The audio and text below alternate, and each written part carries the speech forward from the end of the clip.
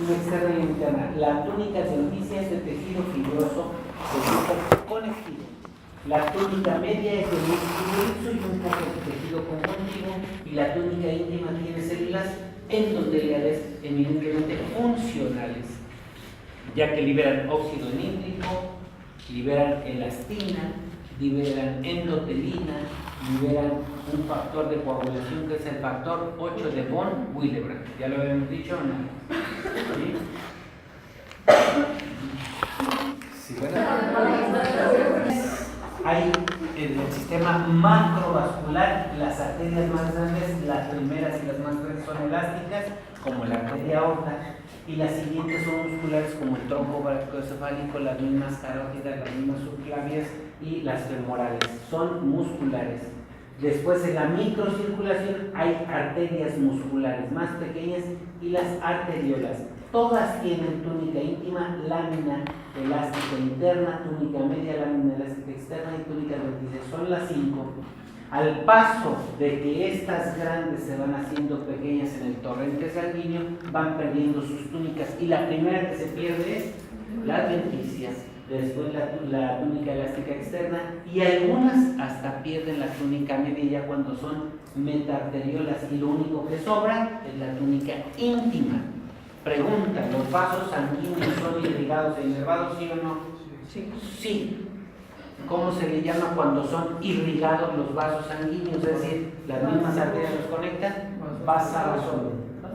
Y los inervados, nervi vasolo. Entonces, esta y esta, aquí es donde se insertan los vasos sanguíneos para nutrir las mismas arterias, vasa vasolo. Aquí se insertan los nervios para darle funcionalidad, y eso se llama nervi vasolo. ¿Ok? Entonces, aquí están los vasos sanguíneos, arterias, venas y el nervio. ¿Ya lo vieron? Y aquí hay una línea donde dice que de aquí hacia afuera si están irrigados y están inervados. Este es vasa vasolo, este es vasa vasolo y este es nervi vasolo. La túnica íntima, que son las células endoteliales con sus desmosomas ahí, están irrigados por el torrente sanguíneo. ¿Ok?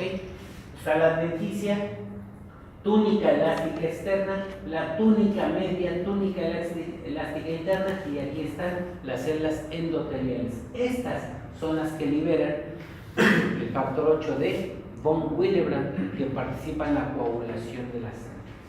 Las arterias elásticas dijimos que eran las más grandes. Esas arterias elásticas miden 10 milímetros, que es un diámetro grande, como la aorta, el tronco pulmonar, las carótidas subclavias y las coronarias grandes. Todas esas son elásticas, es decir, tienen la capacidad de distensión, y cuando se distienden, la resistencia de la pared vascular baja. Pero entre más distensión hay, mayor estrés hay en la pared. ¿Sí se entendió eso? Porque después vamos a ver la ley de Frank-Starling y la ley de Laplace. Entonces anoten ustedes ahí, porque eso van a estudiar la ley de Frank-Starling y ley de Laplace. Si no, no se puede entender nada. Ley de Frank-Starling y ley de Laplace. Y tiene relación con el diámetro, el grosor y la distensión de ese grosor. ¿Ok? Con eso tiene relación. Ley de Frank-Starling y ley de Laplace. Place. Laplace. Es un francés. ¿Ok? Entonces, esas tienen túnica íntima, tienen membrana elástica, y todas tienen, incluyendo la adventicia. Nada más que aquí la adventicia es un poco delgada y tiene muchos proteoglicanos. ¿Dónde están los proteoglicanos? En la matriz extracelular, también llamada espacio intersticial o espacio extracelular. Entre más proteoglicanos hay, mayor elasticidad. ¿Estamos de acuerdo? Entre menos espacio extracelular, más rigidez. Y ahí están, ustedes pueden ver la membrana elástica de la túnica íntima hasta la parte de la adventicia. ¿Tiene vasos sanguíneos la adventicia? Sí. ¿Cómo se llaman? Vasa vasolo. Aquí están, ahí entra en la adventicia. Para nutrir aquí y para nutrir la túnica media, hasta ahí van a llegar. Y esta es toda una capa muscular de una arteria, una capa en tensión y una capa en relajación. Esto se llama estrés. Entre más estirada esté la túnica media, es mayor el estrés que tiene ese vaso sanguíneo. ¿Okay? Y cuando esas arterias se tapan, hay un parche de una capa grasa, una placa de tipo obstructivo. Solo esta parte se llama arterioesclerosis. Y cuando es toda, se llama ateroesclerosis. Atero es toda la capa. Pero ¿dónde la placa ateromatosa, dónde se forma? Detrás de la túnica íntima, detrás del endotelio, entre lo que es la túnica media y la túnica íntima. ¿Está claro? Esa capa ateromatosa se va formando porque cuando yo consumo grasas hago lipoproteínas de baja densidad, LDL, o lipoproteínas de muy baja densidad, LDL, con una D chica antes.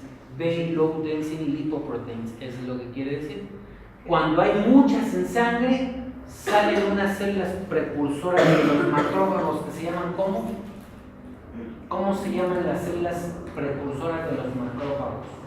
¿Cómo se llaman los blastos de los macrófagos? Monocitos. Pregunta de examen. Los monocitos son las células precursoras de los macrófagos. Y como monocitos van a entrar a la túnica media, es decir, atraviesan el endotelio, entran a la túnica media para atrapar a las lipoproteínas de baja densidad. La unión entre los monocitos y las lipoproteínas de baja densidad se llaman células espumosas. Y las células espumosas se adhieren y son fijadas por células musculares de la túnica media. Y eso hace la placa ateromatosa. ¿Sí? Si es una placa ateromatosa que obstruye solo una parte del vaso, se llama arterioesclerosis. Si es una placa ateromatosa que obstruye todo el radio, se llama arterioesclerosis. ¿Quién se va a infartar? ¿Este o este? Los dos, porque puede ser que esta placa se desprenda y haga una tromboembolia grasa y se muere. Donde tape se muere. Puede ser que esta se vaya reduciendo, haga isquemia y entonces el paciente va a tener angina de pecho. Oye, ¿por qué ella tiene angina de pecho? Y ella se infartó si tenía una placa ateromatosa. Su placa se desprendió y tapó toda la arteriola más chica y donde no pasó.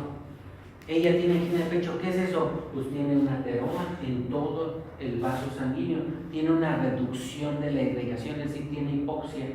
Y si ella hace ejercicio, requiere más oxígeno, pero como esto no se lo da, pues se va a cansar rápido. Estamos hablando de las arterias coronarias.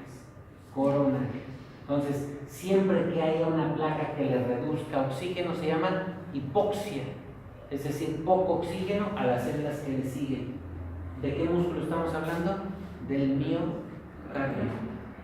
Después de que hay un taponamiento total, ya no hay hipoxia, hay anoxia, ya no hay oxígeno y viene una lesión y después de una lesión viene una necrosis. Los primeros isquemia, lesión, necrosis.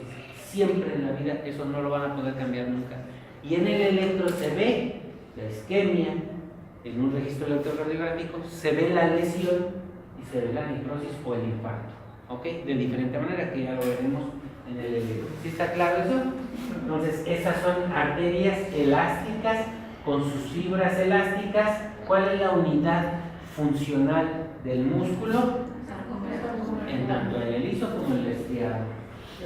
Con respecto al tema de las anginas de pecho, que no es angina de pecho, es también cuando las coronarias se constriñen por no se constriñen, disminuye el radio. Cuando hacen mucho ejercicio o un esfuerzo, lo que requiere es más oxígeno, pero está limitado porque la arteria ya no es elástica como las estamos viendo, perdió su elasticidad. No es que haya una vasoconstricción más grande, puede ser que la resistencia esté, pero ya no te da para más. Tú le das isosorbide y entonces le das la elasticidad que requiere y se abre. Por eso el isosorbide hay que dárselo. Tú le das nitroglicerina y se abre. Pero si se abre, ¿baja o sube la presión? Baja, porque hiciste menos resistencia vascular. ¿Saben cómo se saca la fórmula? ¿Quién tiene un marcador?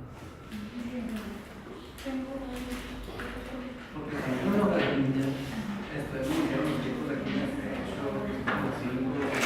La que más se me quebraba era la Es el inestable, pero no tiene ninguna dificultad realmente. Hay algo que se llama gasto cardíaco y hay algo que se llama tensión arterial. ¿Ok? El gasto cardíaco es la cantidad de sangre que sale en un minuto del corazón. ¿Cuántas veces late el corazón en un minuto? 80 veces por minuto. Entonces, el gasto cardíaco es la cantidad de sangre que sale en un minuto. ¿De qué depende? De la frecuencia cardíaca más la fuerza de contracción. ¿Cómo se le llama la fuerza de contracción?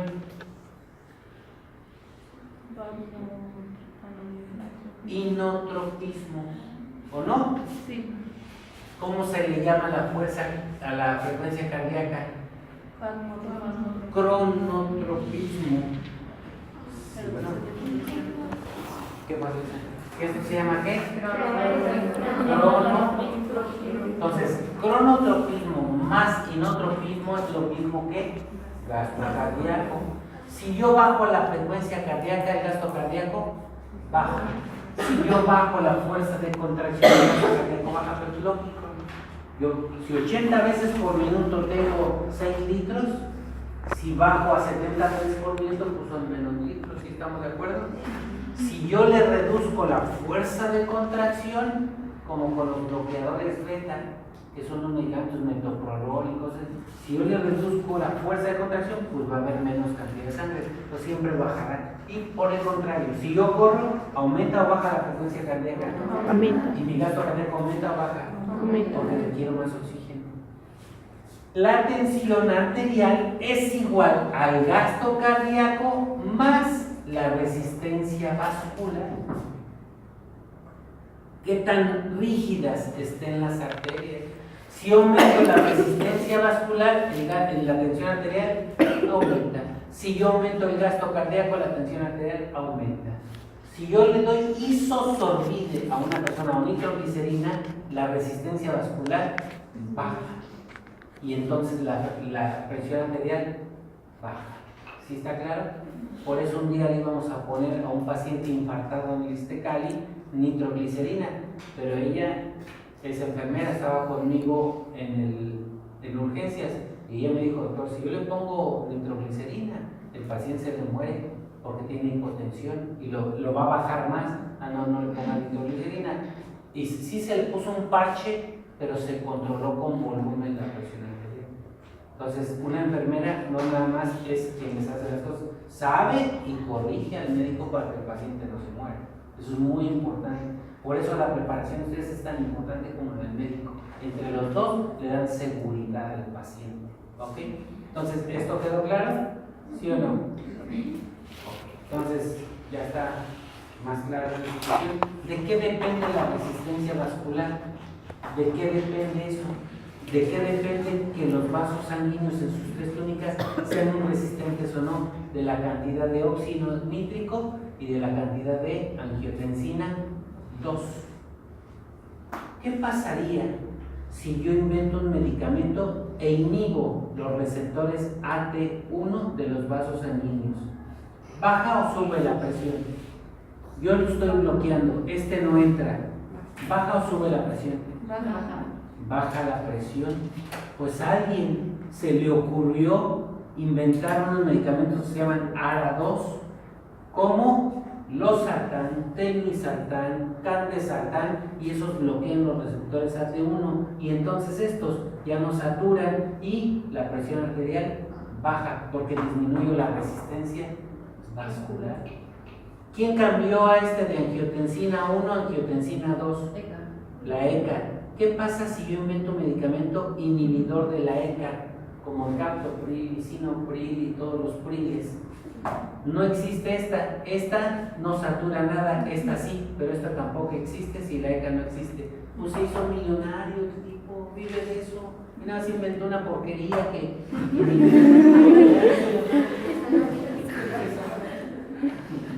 Alguien dijo, espérame, déjame hacerme millonario, el angiotensinógeno, ¿con quién se une?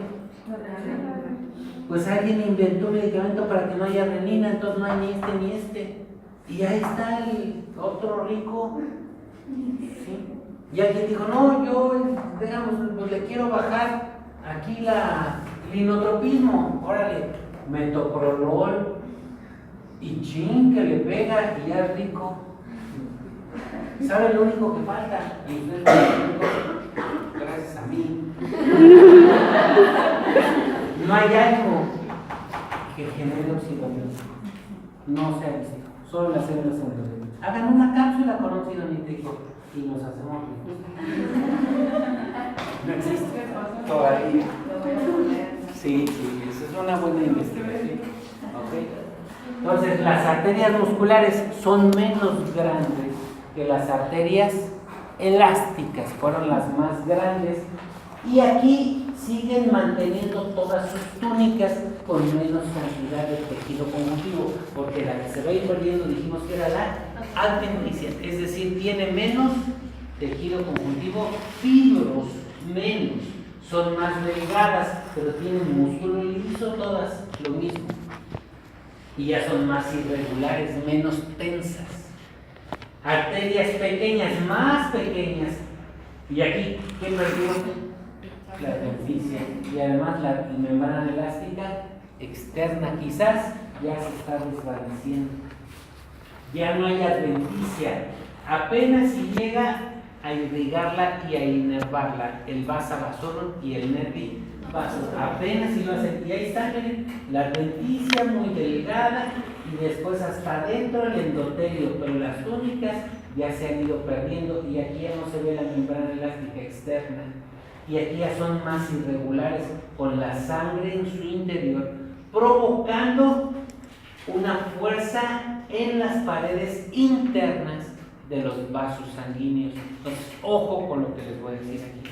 Ojo, este es un vaso sanguíneo, ¿ok? Este vaso sanguíneo lleva adentro líquidos y elementos formes. ¿Cuáles son los elementos formes de la sangre? Eritrocitos, plaquetas y leucocitos. Esos elementos formes además tienen proteínas. Dentro de las proteínas tienen globulina y además tienen una proteína importante que se llama albumina. Esa proteína de albumina tiene carga. Esta tiene carga. Entonces está aquí adentro. Así, toda la albúmina está ahí adentro. Esta sangre está ejerciendo fuerza a nivel de las paredes de los vasos sanguíneos, aumentando su resistencia vascular. A la fuerza ejercida por la sangre en las paredes de los vasos sanguíneos se llama presión hidrostática. Entonces, presión hidrostática, que es la fuerza que se ejerce de la sangre a las paredes de los sanguíneos. Si yo aumento la presión hidrostática porque aumenté el volumen, la presión arterial aumenta, ¿ok? Porque estoy aumentando la resistencia vascular. Presión hidrostática. La albúmina lo que hace es que jala hacia adentro ese líquido, lo mantiene hacia adentro y le quita fuerza a la presión hidrostática. Esa fuerza que hace la albúmina se llama presión oncótica. La presión oncótica reduce la presión hidrostática porque jala los líquidos hacia adentro. Cuando nunca han escuchado la palabra chan, a los borrachitos, el otro día dijimos que a los teporochos, A los teporochos le llaman también chanitos. Ahí viene un chanito, cirrosis hepática al colon nutricional. Ahí viene un chanito, cirrosis hepática al colon nutricional. Nutricional porque no comen, y si no comen se desnutre y baja la albúmina.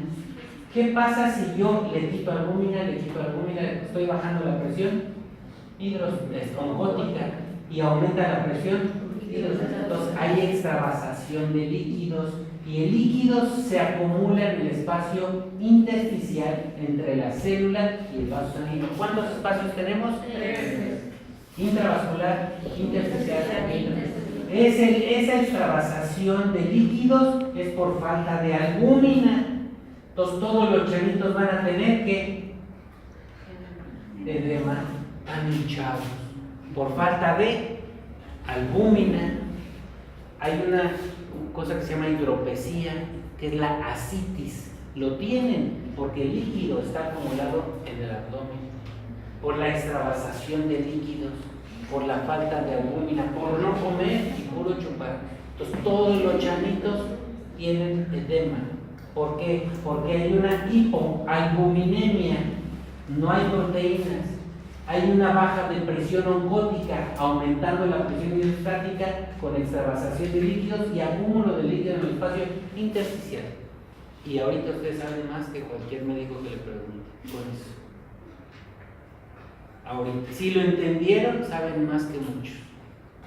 A cualquiera le pueden decir, él tiene hinchadas las patas porque toma y no come, y lo que tiene bajo por desnutrición es la albúmina, y por eso está bajando su presión oncótica, y por eso está aumentada la presión hidrostática, y por eso tiene extravasación de líquidos, lo mantiene en el espacio intersticial, y por eso está hinchado, por eso tiene hidropesía o ascitis.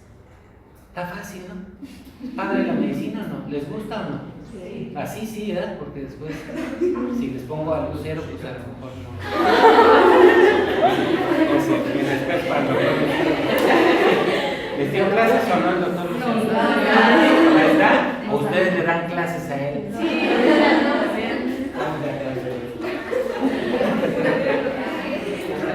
entonces, si hay una disminución en la albúmina, no hablo de exceso de globulina. No, la globulina no hace tanto, es más, la globulina y la albúmina se escapan por el riñón. Entonces hay una parte tinuria, se escapa, la pierde, y cuando ustedes vean proteinuria en un paciente digan cuidado, puede entrar en insuficiencia renal. Cuidado, puede entrar, ya está dejando. Las proteínas nunca deben pasar el riñón, jamás, ni la glucosa. Si ustedes ven glucosa en la orina, ese paciente es diabético. Si ustedes ven proteína en la orina, puede entrar en insuficiencia renal. Y todos los que entran en insuficiencia renal tienen proteína en orina y aumentados los azuados. Urea, creatinina, ácido úrico y nitrógeno úrico en sangre son los 4 azuados. Entonces hay una hiperazuemia. Dicen, oye, pero si está orinando, sí, pero sus azuados están altísimos. Ahorita orina, mañana ya no, y hay que dializar. ¿Cómo se diagnostica una insuficiencia renal? Solo con la hiperazuemia, solo con eso. ¿Y cómo sabías que iba a entrar en hiperazuemia? Todos los desechos que debe tirar solubilizados los retiene porque ya tenía proteinuria desde hace tiempo. Un diabético puede ser insuficiente renal y avisa al riñón de que ya está tirando proteínas y se hincha, se edematiza porque pierde presión oncótica, está tirando albúmina y globulina. ¿Cómo le hago con el chanito para recuperarlo? Pues le pongo albúmina y hay albúmina concentrada y se le pone. Así se le hace, ¿ok? Y ahí está la placa teromatosa de la cual hablamos. Esta es la cara interna del vaso sanguíneo. Este es el endotelio. Ahí están las células endoteliales con sus desmosomas bien fijos. Pero cuando la lipoproteína es de baja densidad o de muy baja densidad entran al endotelio, que no debiera ser, los monocitos, estos monocitos entran y los atrapan, entonces se hacen células espumosas. Las células células de la túnica media, que es músculo liso, migran para estabilizar la placa y entonces se hace un chipote. Y aquí ya no funcionan los desmosomas, es decir, esta parte pierde su funcionalidad como endotelio y deja de liberar óxido nítrico. Y ese óxido nítrico dijimos que era el principal vasodilatador. Entonces lo único que tiene es aumentada su resistencia vascular porque sigue llegando la angiotensina 2, pero ya no hay óxido nítrico. Entonces todas las arterias que tienen placas ateromatosas pierden su elasticidad por falta de óxido nítrico. ¿Sí lo entendieron? Como que tiene mucho sentido. No es que esta placa lo haga rígido por sí sola, no, es que disminuyó la liberación de óxido. Eso fue lo que pasó. Y sigue los receptores atenuados recibiendo la angiotensina 2, pues aumento de la resistencia vascular. Por eso todos los que tienen placas ateromatosas por aumento de lipoproteínas de baja densidad tienen presión alta. Todos. Alguien dijo, ¿cómo se le llama al aumento de la lipoproteína de baja densidad, que es Low Density Lipoprotein o VLDL? Dislipidemia. Entonces, todos los que tienen dislipidemia no metabolizan los lípidos y aumenta su concentración de LDL. Entonces, cuando ustedes vean, dicen, papá, tienes colesterol alto, tienes triglicéridos altos, tienes lipoproteínas de baja densidad altas y tienes lipoproteínas de muy baja densidad altas, te vas a infartar. Porque tu resistencia vascular se va a aumentar y disminuyes la luz por donde debe pasar la sangre. Vas a causar una isquemia y después te vas a infartar. ¿Y qué crees? Te vas a morir. Y le dicen, sí, para que entre en tratamiento. Hay tratamientos para secuestrar las lipoproteínas y quitarlas de ahí. El HDL es el que... El HDL es bueno y solo lo hago haciendo ejercicio igual que el óxido nítrico. Yo no puedo hacer óxido nítrico si no hago ejercicio para hacer elásticas las arterias. El HDL es la lipoproteína de alta densidad. Esas son buenas, son protectoras porque además estimulan al endotelio a producir óxido nítrico. Pero eso solo lo hago con ejercicio, solamente. No hay otra, no hay pastillas, pues hagan pastillas de... Entonces, aquí ya la arteria se puede contraer o vasodilatar. Esa vasodilatación va a aumentar el flujo capilar y a veces el plasma se va a los tejidos. Eso es lo que genera también un edema periférico. Estas son arterias porque tienen rigidez y ahí están, estas son vénulas. Vean la vena, la pared de la vena no tiene presión hidrostática y esta sí tiene presión hidrostática. Por eso la circunferencia se ve mayormente definida y acá no tanto. Entonces, las arteriolas que tienen túnica media y túnica íntima íntegras, como por ser arterias y aumentar su presión hidrostática, mantienen una circunferencia más o menos estable, pero la vena no. Entonces, ¿quién evita que la sangre se regrese? Las válvulas conviventes, no la presión de las venas, son las válvulas. Si las válvulas conviventes comienzan a deteriorarse, da insuficiencia venosa y entonces salen las varices. ¿Quién de aquí tiene varices? No, no es cierto. Y duelen las varices porque también están irrigadas e inervadas las venas. También están. Ahí está la diferencia entre una arteria y una vena. ¿Ok? La epinefrina y norepinefrina son vasoconstrictores. Vasoconstrictores. ¿Se llaman cómo? Y son liberadas por la médula de la glándula suprarrenal. Y ya están, estas son las metaarteriolas que les decía, arterias, arteriolas más chicas, y esas arteriolas se convierten en vénulas. La conversión de las arterias a venas se llaman metaarteriolas. Estas son una anastomosis arteriovenosa, se convirtieron. ¿Dónde está esto? En la micro. Sí, ¿dónde nacen los linfáticos? Estos son linfáticos. ¿Ok? ¿Para qué quiero los linfáticos? Para transportar proteínas de alto peso molecular que las venas no pueden hacer. ¿Ok? Ahí están las anastomosis arteriovenosas. Eso se llama metaarteriolas y están en todos lados, pero en los dedos, en el pulpejo de los dedos, en la nariz, en los oídos, Yo le puedo picar a ella un dedo y sacar sangre y hacer un estudio que se llama glucometría, gracias a que hay glomos. Los glomos es donde hay más complejos de anastomosis arteriovenosa, por eso sale la gota de sangre. Yo me pico en la rodilla, en el talón, no sale tanto, fueron los niños y los bebés, para hacerles un tamiz neonatal.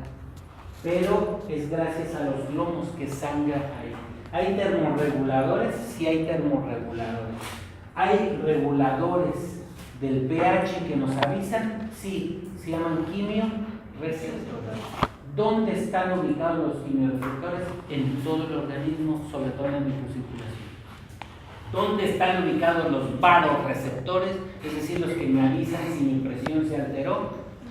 En la bifurcación de las grandes arterias y en la aorta que sale del corazón, desde el que sale hasta el callado de la aorta. Ahí están los varoreceptores. Entonces están en la bifurcación de las grandes arterias y en el callado aórtico. Ahí, solamente ahí están los varoreceptores, incluyendo el cuello. Ahí hay un seno carotidio donde hay varoreceptores. ¿Ok? Por eso una persona cuando tiene taquicardia se le da masaje carotidio para bajar la frecuencia cardíaca. Hay sensibilidad ahí. Entonces ahí están las arterias, las metaarteriolas, las vénulas, y las vénulas hacen venas y entonces viene el retorno venoso. Las arteriolas son las más pequeñas, son vasos sanguíneos de resistencia. Ahí se ve si tenemos o no un buen flujo capilar, porque a fin de cuentas lo que vale la pena de toda la circulación es la microcirculación. Entonces la tensión arterial sanguínea va a depender de esas arterias prácticamente. Sí se miden acá, desde luego, pero lo que estamos midiendo es la pulsación de las arterias profundas, medianas y pequeñas, no de las grandes. No de las grandes, ojo con eso. Y de ahí la arteriola hace capilares, vénulas poscapilares y después ya siguen las venas. Y esas venas, aquí están los glomos, hay en el seno carotido, como les decía, y en el callado aórtico, y también en el seno carotidio hay varoreceptores, pero además de los varoreceptores, también está una inervación del nervio vago. ¿Qué dijimos cuando yo estimulaba el vago? ¿Hay taquicardia o bradicardia? Pues baja la presión o sube la presión. Baja. ¿Baja la frecuencia cardíaca o sube la frecuencia cardíaca? Baja, y por eso baja la presión. Si yo hago cronotropismo negativo con estimulación del vago, bajo el gasto cardíaco, y si bajo el gasto cardíaco, bajo la presión arterial. Solo con ese razonamiento. ¿Ok? Y ahí le vamos a dejar. ¿Ok? ¿Estamos de acuerdo? Para que ustedes me digan, siguen venas y de ahí vamos a un registro eléctrico del corazón y nos está diciendo si funciona bien el nodo sinusal. Está ubicado en la cara posterior de la aurícula, donde desemboca la vena cava común y donde está inervado por el 10º par renal llamado vago o neumogástrico. Entonces, si hay una actividad eléctrica y además tiene vatmotropismo, ¿qué es vatmotropismo? La capacidad de conducir la electricidad. Si además tiene eso, entonces yo puedo registrar la contracción y la dilatación auricular y la contracción y dilatación ventricular. Sirvas entonces que la sístole y la diástole se generan en las dos, aurículas y ventricular. Pero la diástole auricular no se registra en el electrocardiograma. ¿Está claro? Con ese concepto, la contracción de las aurículas se va a reflejar como la onda P. Entonces es una contracción de las aurículas. ¿Por qué se contraen las aurículas? Porque se despolarizan las membranas celulares. Gracias a quién se despolarizan las membranas celulares.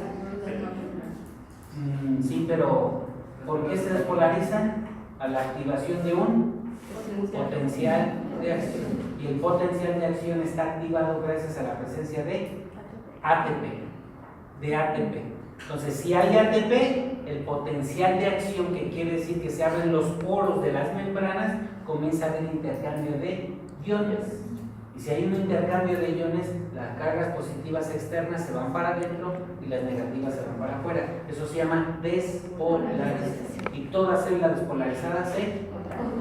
Entonces, gracias a quién se inició el intercambio de cargas, a un potencial de acción ante la presencia de ATP. Por eso, cuando yo doy masaje, lo que estoy creando no es una bomba cardíaca, porque eso ni me garantiza oxigenación cerebral. Estoy creando un potencial de acción.